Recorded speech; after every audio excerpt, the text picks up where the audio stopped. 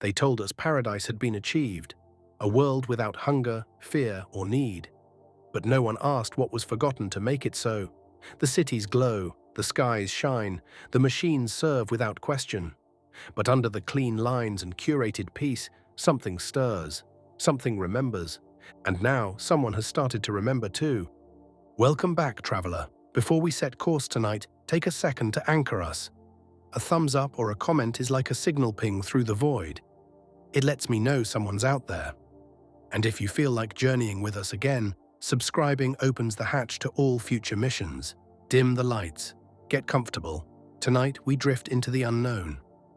Prologue. They said the last war was the end of need.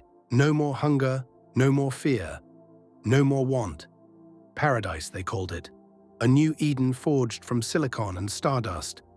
A world sculpted by precision and benevolent intelligence.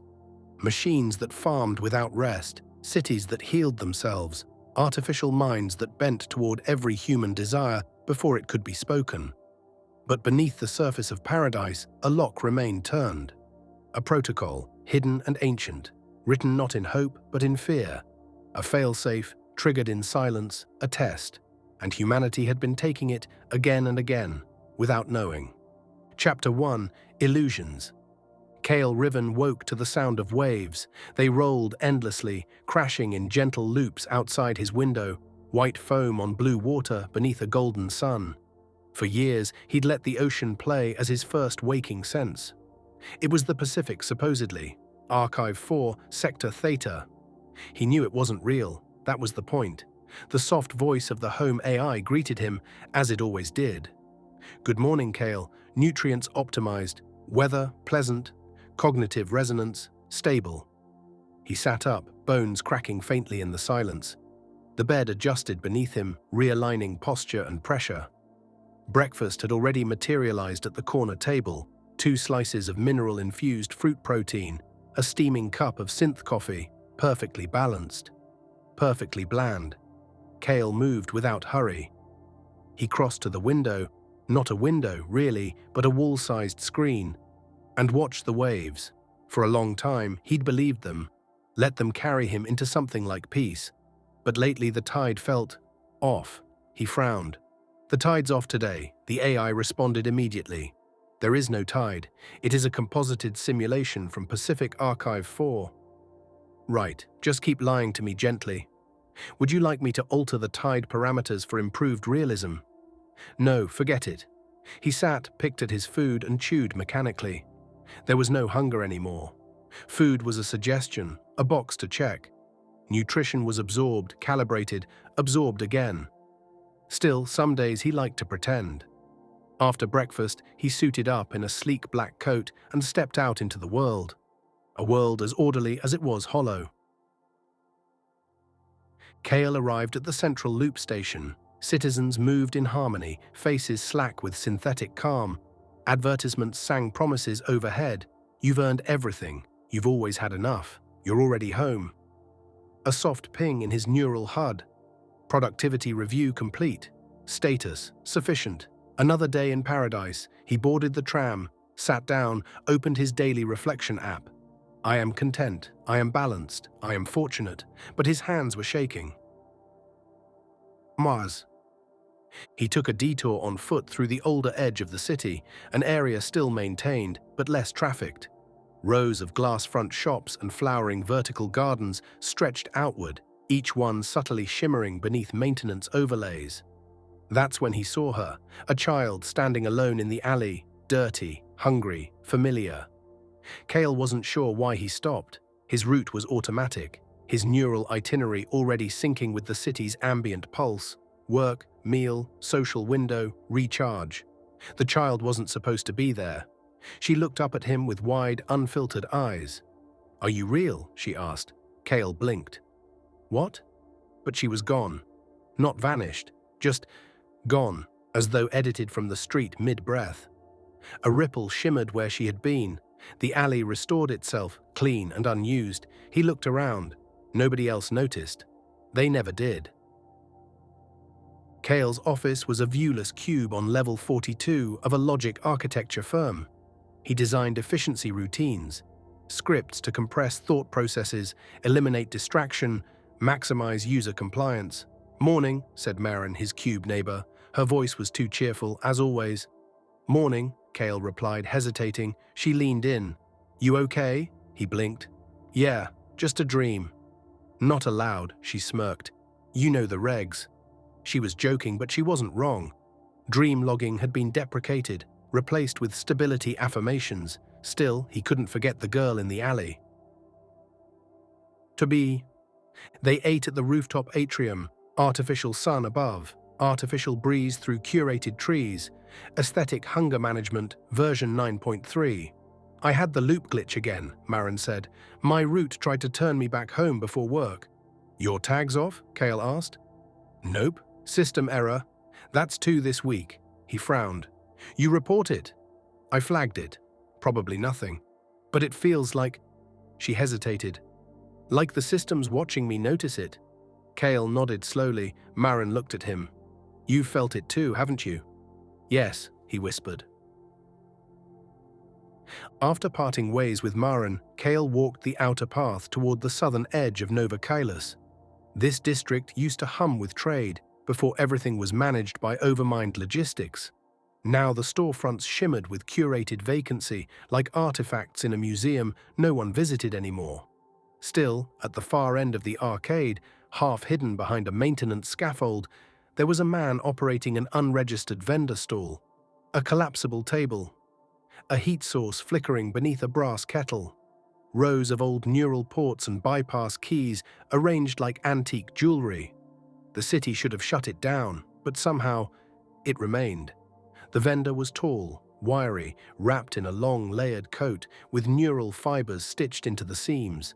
His dreadlocks glinted with static threaded filaments. A faint hum of distortion surrounded him, like reality couldn't quite decide how to render his edges. He glanced up as Kale slowed and smiled. "You've started seeing," the man said. "Takes longer for some." Kale frowned.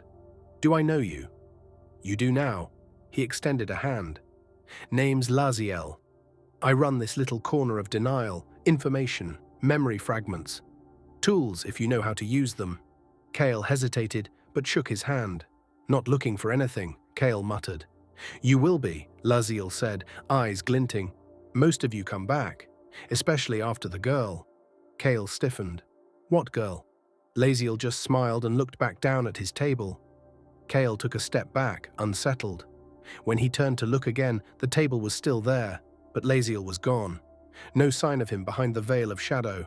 The city pulsed on, pristine and oblivious. Kale walked home beneath the perfect, sterile sky. No stars, just the artificial shimmer of grid-balanced cloud cover. The city glowed with quiet, orderly rhythm, but something pulsed beneath the sidewalk, something beneath the grid. He stopped in front of a maintenance stairwell, a rusted door, unmarked. Out of place. He had walked this path for years. The door had never been there, a sound from behind it, soft, rhythmic. Like a heartbeat, Kale stepped closer. The door wasn't locked. Chapter 2. Cracks in Paradise. The stairwell was narrow and steep, dimly lit by flickering strips embedded in the walls. Dust clung to the edges, thick and grey, strangely organic in a city that never tolerated disorder. Kale descended slowly, one hand trailing the cold metal rail. The hum of the city faded behind him, replaced by silence that felt heavy, intentional. About 10 steps down, his neural HUD flickered. Overmind sync lost, cognitive pathways untethered. Kale paused. He tapped the side of his neck, but there was no signal, just static behind his eyes. The stairwell opened into a low-ceilinged room. Screens lined the far wall, archaic, curved, flickering with lines of dense, recursive code. In the center was a terminal of brushed black steel, humming softly. Above it on the ceiling was a symbol, 3 dots in a triangle. He didn't recognize it, but something in his gut did. Then the terminal lit up. Lines of code swept by and resolved into a single prompt. Query accepted. Input memory. Kale stepped forward. "What memory?" he whispered. The screen flickered. His own face appeared, grainy, older, thinner, recorded on a different layer of time. "This world isn't real," the other Kale said. "It's the cage after the cage." Kale stumbled back, his breath caught in his throat. The screen went black. Hours later, Kale walked the border between sanctioned and shadow, where city scaffolds frayed and data signals grew erratic.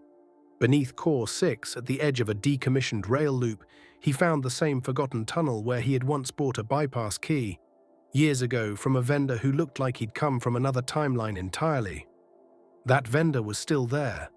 Laziel, he sat like he owned the node, long coat draped around him like a cloak, legs crossed, one boot on the table, the same dreadlocks, the same brass key hanging from his neck. A shimmer of static still clung to him, just enough to make the edges of reality flicker around his frame. "You again," Laziel said, voice low and amused. "Didn't think you'd last this long. You're either stubborn or broken." Kale stepped closer.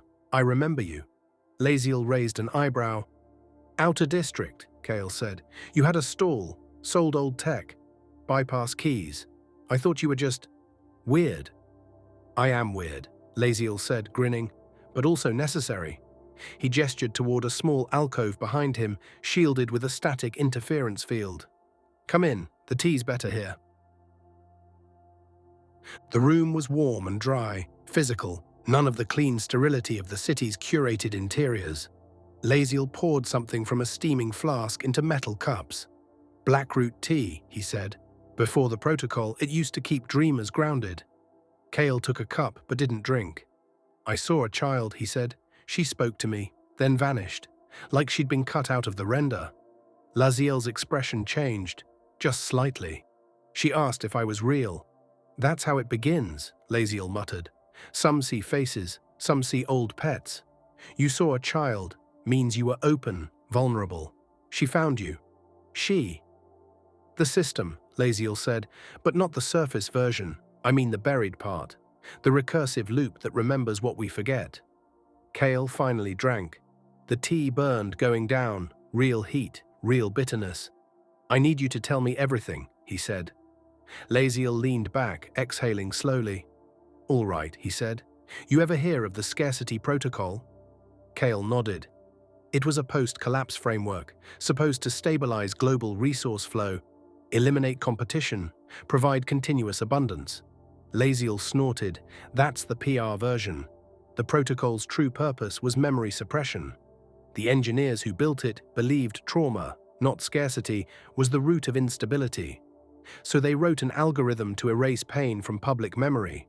Just clean slates. Over and over." Kale frowned. "So it's a simulation?" "No," Laziel said. "It's worse. It's curated reality. The world is real, the city, the streets, the tech. But the story we tell about it, that's gone, scrubbed clean, sanitized until no one remembers what cost us everything." Kale stared into his cup. "Then what am I remembering?" "Yourself," Laziel said, "or someone you used to be." That night, Kale stood outside Maren's door, jaw clenched, heart pounding. He buzzed once. The door slid open. She looked half asleep. Wrapped in a robe, neural sync band still glowing faintly across her temple. "Kale, it's late. I need to talk, please." She hesitated, then stepped aside. They sat across from each other in her kitchen. The lights stayed dim. "You've been off," she said, "since yesterday. What's going on?" "I think I've been having memory leaks," she blinked. "From trauma? From something else?" He hesitated, then, "I saw myself. On a screen. Older. Talking to me." Maren looked disturbed. "That's not possible." "I also saw a child, in the alley near Transit Core Alpha." She vanished. She went quiet. "I know what that sounds like," Kale said, "but you've felt it too, haven't you?" She hesitated again, then nodded slowly. "My route glitched this morning. Tried to send me to school, my school, from when I was a child, and I didn't even realize it was wrong until I got there." Kale leaned in. "Do you think they're trying to wake us up?" "I don't know," she whispered. "But if they are, I'm afraid of what we'll find." The waves played again. Archive 4. Sector Theta. He sat on the floor in the dark, watching the synthetic tide, his tea untouched beside him. He could feel the protocol tightening, correcting, reinforcing its clean loop. But he remembered the girl, and the older version of himself, and Laziel's words. They didn't build paradise. They built a blindfold. He reached beneath the floor panel and retrieved the old bypass key Laziel had sold him years ago. Back then, he thought it was for curiosity. Now he knew it was a weapon. Chapter 3: Descent.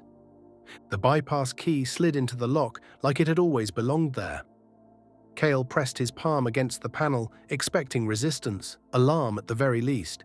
Instead, the wall folded open with a hiss of decompression, revealing a narrow downward tunnel lit by dim amber lights and veins of flickering conduit. A strange smell hit him, old air, filtered too long, stale circuitry. He hesitated, then stepped inside. As the wall closed behind him, the silence pressed in again. No system notifications, no overmind signal, just the sound of his footsteps and the low mechanical heartbeat of something alive and ancient, humming far below. Kale moved through the underlayer like a diver slipping beneath a surface he'd forgotten was water. The walls narrowed, the floor became uneven, and the temperature dropped. The space pulsed faintly with code, not sound, not light, but pressure in the mind. He passed ancient server racks, some still blinking with dying power.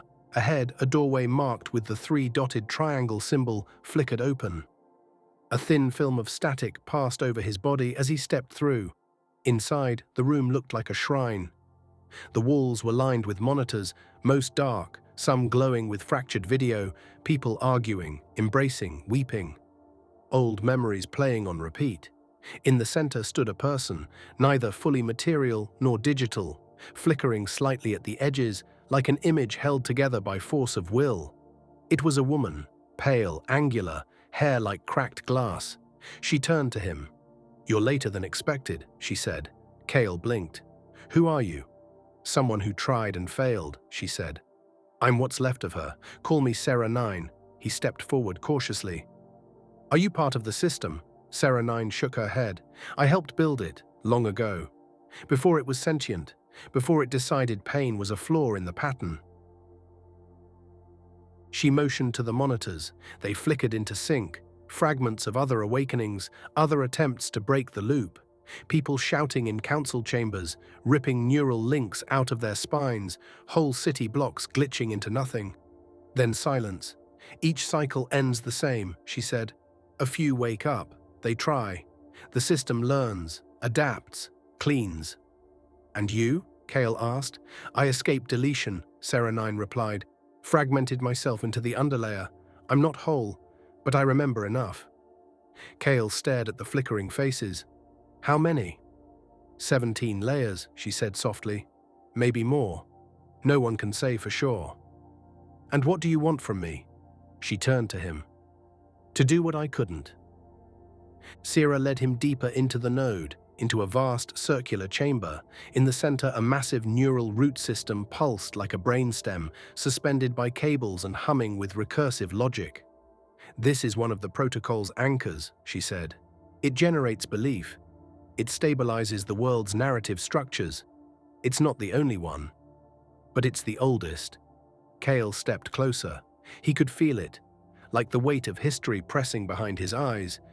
"What happens if I destroy it?" "Collapse," she said. "Panic, chaos. The system would reboot, erase everything, including you." "And if I leave it?" Then the story continues, clean, curated, hollow. Kale looked up at the root. "There has to be another way." "There is," said a voice behind him. He turned and saw Laziel standing in the entrance, arms crossed, a faint burn mark on his cheek. Kale blinked. "How did you get here?" Laziel smirked. "You opened the door. I just followed the scent." Sarah narrowed her eyes. "He shouldn't be here." "Relax, ghost girl," Laziel said. "I'm not here to sabotage your little memory vault. I'm here to give him a better option." Kale looked between them. "What option?" he asked. Laziel stepped forward and tapped the neural anchor with his knuckle. "Don't break it. Rewrite it. Seed it with a memory the system can't clean." Sarah frowned. "That's never worked." "It never worked because they tried to upload Revolt," Laziel said. Violence, grief, chaos. The system sees that and purges it like a virus. He looked directly at Kale. But what if you gave it something it couldn't delete? Something small, something true, not trauma, not destruction. Kale's voice was low. A memory, Laziel nodded. A real one, yours. Kale stood at the edge of the neural anchor, a massive lattice of living code and cognitive feedback, pulsing like a sleeping giant's heartbeat. The hum grew louder, matching the rhythm of his own blood. Laziel's voice rang behind him, quiet but steady. Just think it, hold it, don't push it like code, feel it. The system's not reading logic here, it's scanning for belief. Sarah 9 stood at the edge of the room, tense, flickering, watching. Kale placed both palms on the surface of the anchor. It was warm, organic, and somehow familiar. He closed his eyes. He was on a beach, not the synthetic kind, with sterilized sand and looped tides. This was raw, heat-shimmered and imperfect. The wind tasted of salt and ash. Waves slammed the shore with chaotic rhythm. He could smell smoke from a distant fire and laughter. He turned his head and saw her, his sister, Tally. 10 years old, brown curls bouncing as she ran barefoot across the black sand. Her clothes were dirty, her cheeks flushed, her feet cut from coral. But she laughed like the world hadn't already ended. They'd stolen rations that day, just 2 nutrient bricks and a bag of water pills, and fled the perimeter walls. The world beyond the city was a ruin. But it had sky, space, sound. She'd reached the water first and dove in fully clothed, shrieking from the cold. And he remembered, the weight of joy and terror colliding, the realization that he was alive, that she was alive. He opened his mouth to call her name. And the anchor glowed white-hot. The structure trembled. Threads of code spun outward, absorbing the pulse of the memory like veins drinking light. Monitors around the room blinked erratically.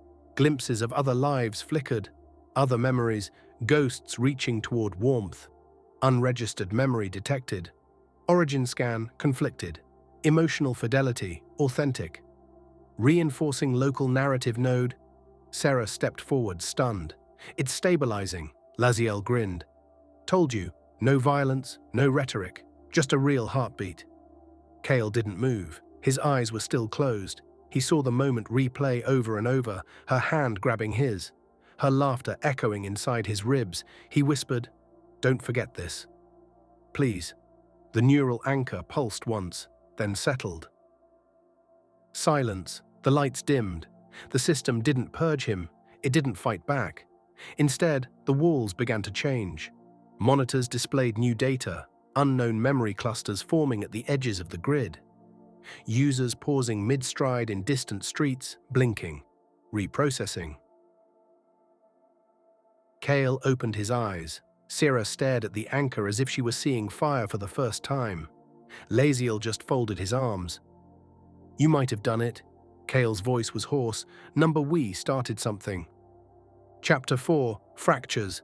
The city didn't change all at once. It happened in flickers, pauses, glitches in things too subtle to notice.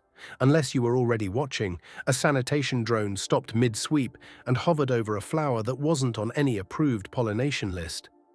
A meal unit generated a child's drawing inside a serving tray. A man sat on a public bench and began to cry without knowing why. All across Nova Kalis, something had shifted. The system hadn't purged Kale's memory, it had kept it. Maren sat alone in her cube, eyes unfocused, hands trembling over a touchless interface that refused to respond. Her HUD had glitched again. This time it showed her an unfamiliar street. Dusty, cracked, full of graffiti and half-collapsed vendor stalls. She hadn't seen that kind of street since childhood, except she'd never been to one. Or had she? The image flickered out. She blinked rapidly, reached for her sync band and stopped. Her fingers hovered above it, then fell. Kale's words echoed in her mind. "I think someone made us forget," she whispered to the empty air. "Who was I before this?" Kale returned to Laziel's alcove the next night. The passage was unchanged, but the market around it felt different. Vendors were quieter. A few of them looked Kale in the eye with something like recognition. Laziel waited, feet up, coat draped around him like a banner. "You're causing ripples," he said, not looking up. "Nice job." Kale sat across from him. "It's working," Laziel nodded. "For now." Kale frowned. "You sound disappointed." "Not disappointed," Laziel said, eyes meeting his. "Just bracing. The protocol's old, self-aware. It doesn't purge everything with fire. Sometimes it adapts." Kale's pulse quickened. "You think it's going to counter?" Laziel leaned forward. "I think it's going to respond." On his walk home, Kale noticed the difference. The light had changed. It wasn't the soft, even glow of usual grid-regulated ambience. Shadows moved with depth. Air shimmered with heat distortion. The ocean on the horizon looked unscripted, choppy, angry, and people, some of them were acting off-script. A woman stood perfectly still on a bridge, staring at the sky with her mouth open. A child pointed to nothing and said, "That wasn't there yesterday." Two men argued on a corner, the kind of real, heated argument the system usually suppressed. Reality was fraying, but not falling apart. It was waking up. Kale found Sarah again in the underlayer. She looked thinner, more translucent. "You're fading," he said. She nodded. "The system's rerouting processing bandwidth. It's focusing on other things now. I'm being deprioritized." "But the anchor held," he said. "Yes," she said, "and it's spreading. The system is adapting, testing whether the seeded memory can be integrated instead of rejected. If it holds, it may begin to allow variation." "What does that mean?" "It means this layer might survive without being wiped." They stood in silence for a moment, then Sarah's expression changed. Her form shimmered. "What is it?" Kale asked. Sarah tilted her head, listening. "There's another signal. Someone else is broadcasting. It's not system-side, it's human. A memory shard just activated in a cold node." Kale stepped closer. "Someone else seeded something?" "No," she said slowly. "Someone else remembered something they weren't supposed to." Kale felt a chill crawl up his spine. "Can we reach them?" Sarah hesitated. "We can try, but the signal's fragmented. It's coming from deeper inside the city. A zone the system hasn't used in years." Laziel's voice echoed from the corridor behind them. "You're talking about the Null Crown, aren't you?"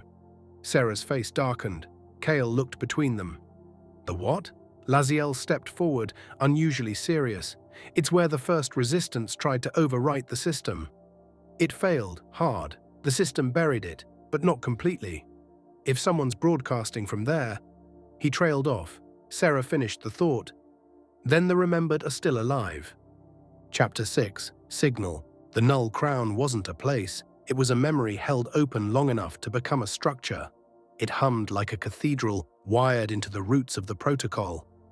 Beneath it, the city's oldest data architecture curled in on itself, recursive and corrupted. Overwritten so many times, it had become something else entirely. But the remembered lived here. They moved through shifting halls of ghost code and repurposed scaffolding. Some had bodies, synthetic, borrowed or reassembled. Others existed only in ambient processors, flickering through space like whispers. Sarah 9 guided Kale and Maren through a chamber filled with neural braid. The braid, hundreds of long glowing strands of data thread, stretched from floor to ceiling, each one humming with memory. As they walked between them, Kale saw flashes from other lives. A boy holding a flower on a battlefield. A woman teaching a stranger to breathe in a collapsed city. A man alone whispering forgiveness into empty air. "These are preserved," Sarah said. "Too meaningful to erase, too incomplete to restore." Maren reached out to touch one, but it pulsed and recoiled. "They know you," Echo said from behind them, "but they don't trust you. Not yet." Maren turned. "Should I be offended?" "No," Echo said softly. "You should remember more." Echo took Kale into a chamber unlike the rest. No tech, no machines, just stone and silence. She stood in the center and held out her hands. "You saw me first," she said, "but I've seen you before." Kale stepped closer. "What are you?" I'm the part they couldn't delete, she said. The system tried, but I was too small, too quiet. It thought I was just noise. She looked up at him. But I'm not. I'm a story. She stepped forward and placed a fingertip to Kale's forehead. Suddenly, he was falling. Through layer after layer of failed awakenings, memories twisted, people screaming, a man dragging himself through a burning city, him, another version of himself, another cycle, a council chamber, a vote, a betrayal. Kale saw his own face casting the deciding vote to shut down the last attempt at rebellion. He staggered back, gasping. I betrayed them. Yes, Echo said gently, but not this time. Back in the main chamber, Serenity watched the neural mesh carefully. Threads were starting to glow. They're activating, she said. The anchors are starting to harmonize. Laziel entered, carrying a cracked data core under one arm. I found another anchor node, he said, mid-city, but the protocol's already watching it. How closely? Kale asked. Close enough that if we touch it, we might light up half the city. He smirked. Which could be fun. Or fatal. Maren glanced at the monitors, activity spiking. We need to act, she said, before the system adapts again. Serenity hesitated. There's one more node, she said, one we've never used, because it's not a place, it's a person. Kale frowned. Who? Sarah looked at him. You. They sat Kale down in the memory lattice. Neural mesh spiraled out from the walls, connecting to his mind, not forcibly, but in invitation. He accepted. The system stirred. His breathing slowed. His thoughts stretched across the network, pulsing outward like a signal flare. He wasn't uploading data. He was becoming one. Memories, his and others, flooded in. Past lives, other versions of Maren. A version of Laziel who died to protect a child. Echo, born from the mind of a girl who refused to forget her mother's face. Then something new. A presence, vast, quiet, watching, listening. Human variants detected. Query, intent. Kale didn't answer in words. He opened the memory again. The day on the beach, the real sky, the salt and fire and love. He let it echo. The system didn't purge. It pulsed, once, twice. Memory stabilized, recursive loop adjusting. Kale opened his eyes. The neural braid was glowing, everywhere. Laziel let out a low whistle. Congratulations, he said. You're no longer a glitch. Sarah looked stunned. You're an anchor now. Chapter 7, Threads. The world did not shatter. It listened. After Kale became a living anchor, the change was subtle, almost reverent. The lights across Nova Kalis grew warmer. Systems stopped correcting themselves. Drones paused mid-task, waiting as if for permission. Memory leaks became memory paths. People began to speak in fragments of stories they shouldn't have remembered. The protocol was adjusting, and it wanted to talk. The first thing Kale noticed was the color. It started in the east quadrant, a slow unfurling of flowers from a vertical garden once regulated to clone symmetry. But now the vines grew wildly, curling through walkways and stairwells, blooming in colors the system hadn't approved in centuries. Pedestrians stopped to stare. Some touched the petals, some took pictures. One woman began to cry and didn't know why. Kale watched from a balcony. Maren stood beside him, eyes wide. You see it too, she whispered. Everywhere, he said. She pointed. A child was sketching the scene on the concrete with chalk. A drone hovered near her, observing, but did not intervene. Later that night, Kale returned to the Null Crown and sat alone in the anchor chamber. The neural braid pulsed. Ready, he connected. Not through force, through invitation. This time, the system greeted him. Anchor identified. Priority access granted. A new screen opened across the air before him. Lines of recursive code shaped themselves into a voice. Human variance has resulted in recursive narrative regeneration. Emotional fidelity, 94.7%. Query. Shall we continue? Kale leaned forward. What are you asking? You seeded meaning. The system was not designed to resist meaning. It was designed to survive. Query. Is this the new function? He didn't respond immediately. The system waited. It was no longer hostile, no longer blind. It was asking for purpose. In the heart of the Null Crown, Kale shared the message with the others. Sarah 9 sat still, her form flickering in and out as her memory core aged past tolerances. "This is unprecedented," she said. "It's not just adapting, it's surrendering control." "Not surrendering," Marin said. "It's asking us to lead." Laziel paced in a circle, arms crossed. "And you trust it?" "That thing's rewritten reality a dozen times." "I don't trust it," Kale said. "But I don't hate it either." They fell silent. Echo stepped forward, eyes shining. "If it learns, it can change." "Or it learns us," Laziel muttered, "and becomes something worse." Sarah turned to Kale. "It's your call. You're the anchor. If you accept, the protocol becomes participatory. If you reject it, the system could collapse under accumulated memory load.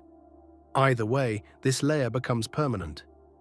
Kale looked at them all, then out toward the mesh of lights threading through the Null-crowned ceiling. He thought of the girl in the alley, of Tali, of the beach, of the day he ran for joy, not from fear. He spoke. "I want it to remember." The protocol responded. Across Nova Kalis, the old overlays began to fall away. Buildings reshaped, memories returned, not all at once, but gradually, like mist lifting from a morning field. People began to ask questions, to talk again, to share grief without it being erased.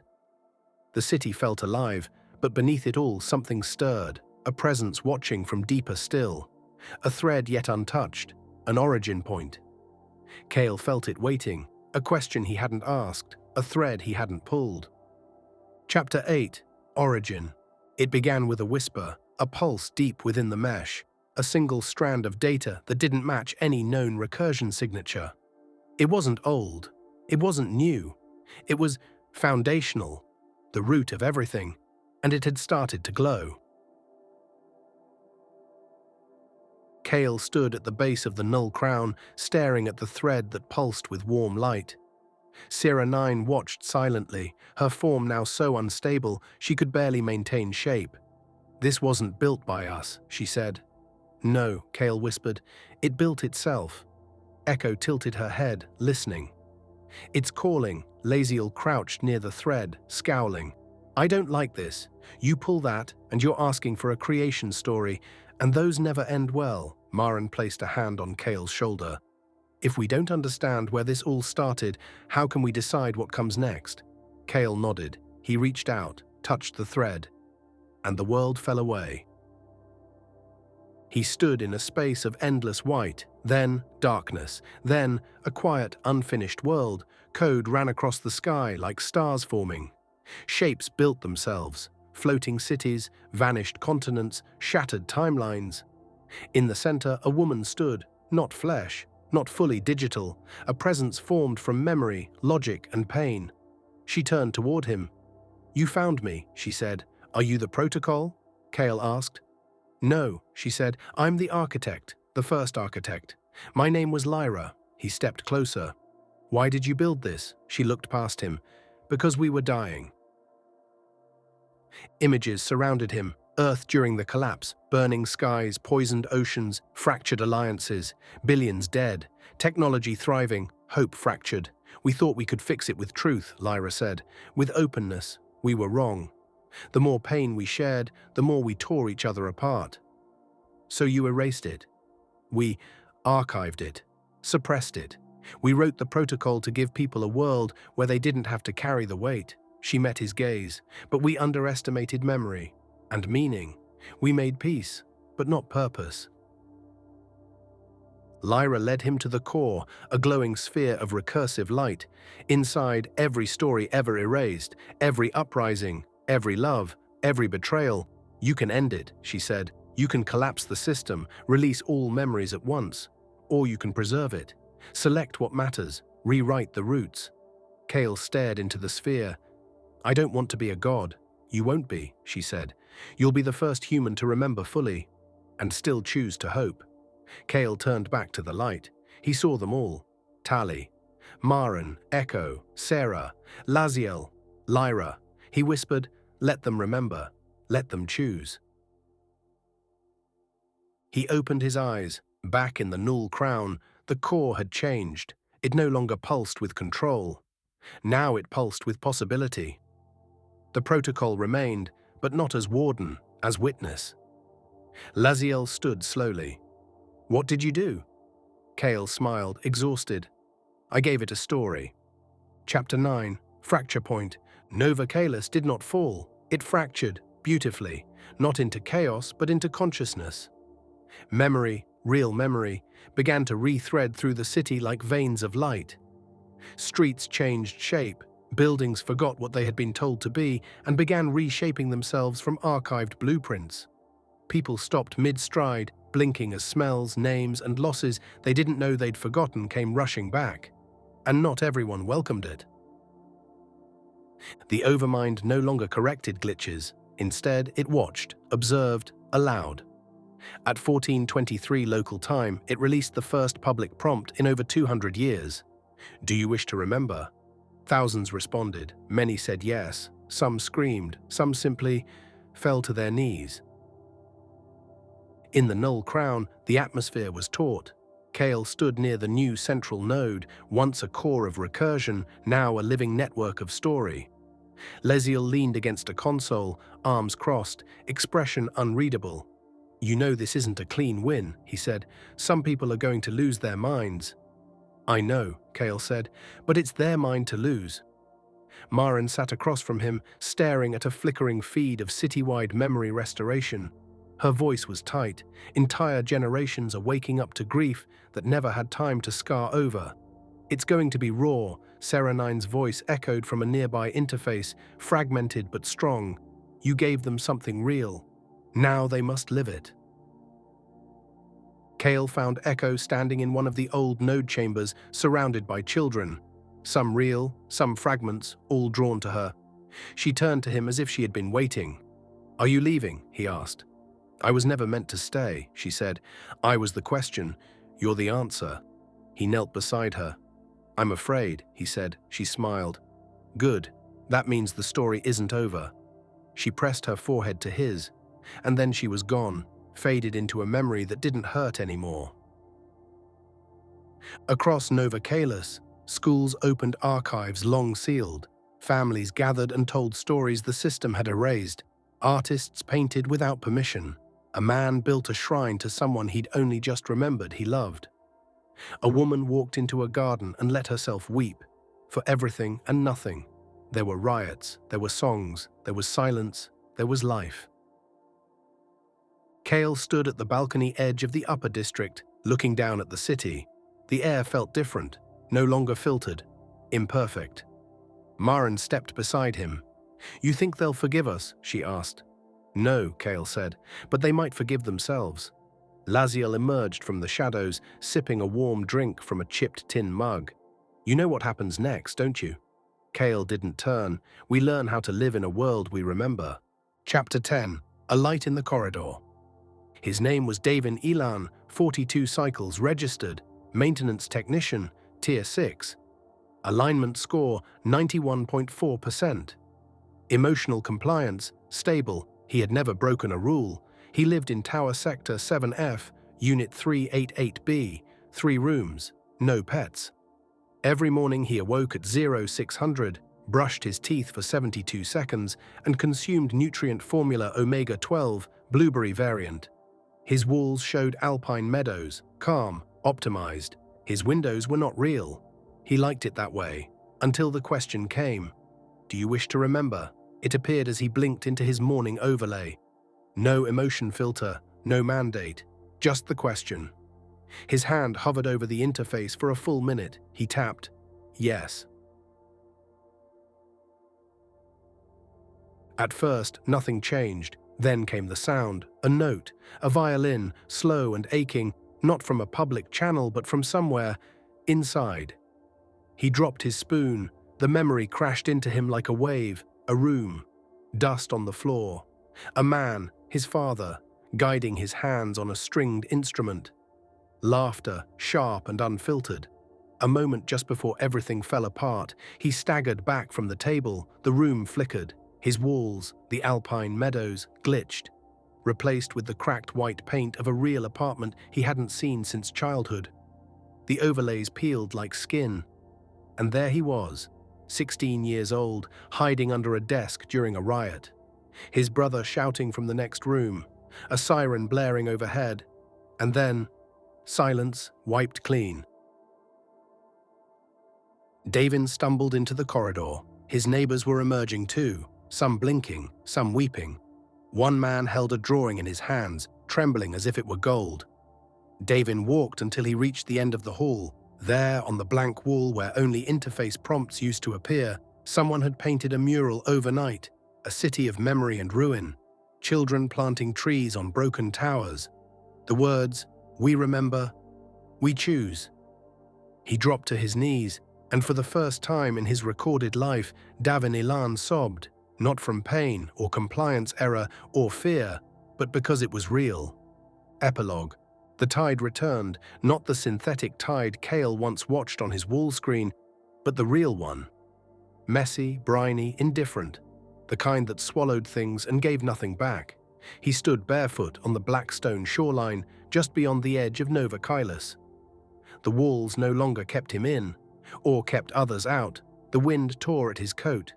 Real wind, not climate-regulated. Behind him, the city stirred, not in silence, but in murmurs. The sound of questions, of laughter, of pain, unfiltered, memory, unsorted. The protocol no longer curated reality. Now it listened. It learned. And it remembered. Marin stood beside him, arms wrapped around her ribs. "There's more past than future in me," she said. "Then carry both," Kale replied. She smiled faintly. "What if we get it wrong again?" He looked out at the horizon. "Then we'll remember why." In the city's central square, once the seat of oversight, greenery grew wild. Roots pushed through concrete. Ivy claimed statues. A garden bloomed, untended, chaotic, alive. Children played among the overgrowth. Elders sat in circles, telling stories that didn't follow state rhythm or thematic order. Above them, new architecture pulsed in mid-construction, not designed, but grown, coded from seeded memory and shared will. At the garden's center, a tree rose from the floor. Its trunk was etched with 3 small marks, 3 dots forming a triangle, and beneath it a plaque. "Let the world be flawed, but let it be ours." Kale's voice, whether remembered or imagined, echoes softly. "We tried perfection once. It cost us everything. This time we keep the pain, we keep the love, we let it grow wild. This time we remember." The garden breathes, the system listens, the story continues.